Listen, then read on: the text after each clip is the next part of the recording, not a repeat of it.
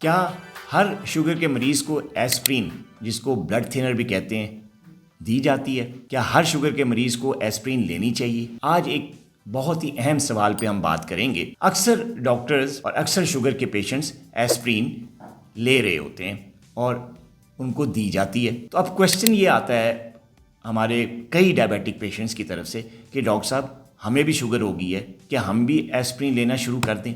یہ کیوں لی جاتی ہے؟ دیکھیے دوستو، جو ایسپرین کا انٹیک ہے یا جو ایسپرین ریکمینڈ کی جاتی ہے ڈائبیٹک پیشنٹس کو، وہ ہر شوگر کے مریض کو ایسپرین نہیں دی جاتی۔ صرف ان لوگوں کو ایسپرین دی جاتی ہے جن میں کوئی خطرہ موجود ہو۔ کس چیز کا خطرہ؟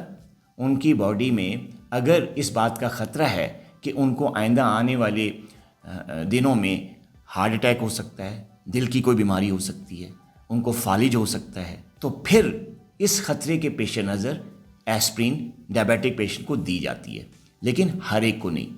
ہر ایک کو ڈاکٹر سے جب چیک اپ ہوتا ہے کسی ڈائبیٹک پیشنٹس کا، ڈاکٹر اس بات کی اسیسمنٹ کرتے ہیں کہ اس پیشنٹ میں آئندہ زندگی میں دل کی بیماری کا، ہارٹ اٹیک کا اور فالج کا کتنا خطرہ موجود ہے۔ اور اگر ایسے ڈائبیٹک پیشنٹس جن میں دل کی بیماری کا یا فالج کی بیماری کا خطرہ موجود ہوتا ہے، تو پھر ڈاکٹر جو ہیں وہ ایسپرین ایڈوائز کرتے ہیں، خاص طور پہ ان پیشنٹ میں جن کی عمریں 45-50 سال سے زیادہ ہیں۔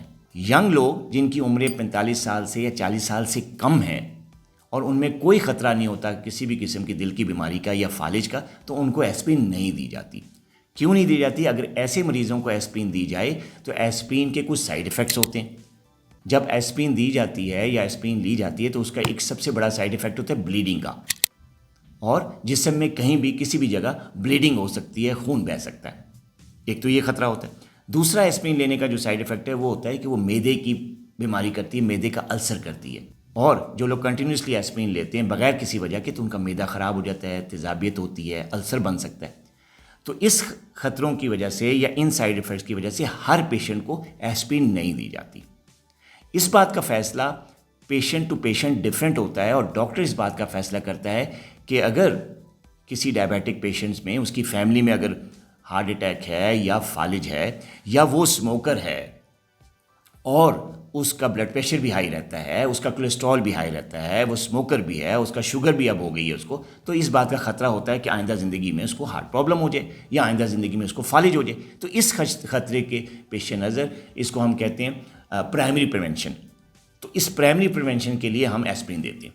لیکن اگر آپ اسموکر نہیں ہیں، آپ کی ایج بھی 50 سال سے کم ہے، آپ کی فیملی میں بھی کوئی ہارٹ کا پرابلم نہیں ہے، آپ ایکسرسائز بھی کرتے ہیں، آپ کا کولیسٹرول بھی نارمل ہے، تو پھر ایسپرین آپ کو نہیں دی جا سکتی۔ صرف اور صرف خطرے کے پیش نظر ڈاکٹر اسیسمنٹ پہ منحصر ہے کہ آپ کو ایسپرین دی جائے یا نہ دی جائے۔ ایک بات دوسری ہے کہ وہ پیشنٹس جن کو خدا نخواستہ کبھی ہارٹ کا پرابلم ڈائبٹیز کے ساتھ یا ڈائبٹیز سے پہلے یا ڈائبٹیز ہونے کے بعد ہو چکا ہوتا ہے، کسی بھی قسم کا ہارٹ اٹیک یا کسی قسم کا ہلکا پھلکا ان کو جو ہے فالج ہو چکا ہوتا ہے، تو ان میں ضرور ایسپرین دینی چاہیے، کیونکہ جب ایک دفعہ ایک چیز ہو جائے تو پھر آئندہ زندگی میں دوسرے اٹیک کا خطرہ موجود ہوتا ہے، جس کو ہم کہتے ہیں سیکنڈری پریونشن۔ تو سیکنڈری پریونشن پہ بھی یہ ایسپرین دی جا سکتی ہے۔ تو پرائمری پریونشن اور سیکنڈری پریونشن پہ ایسپرین دی جاتی ہے، لیکن اس کی اسیسمنٹ ڈاکٹر کرتا ہے۔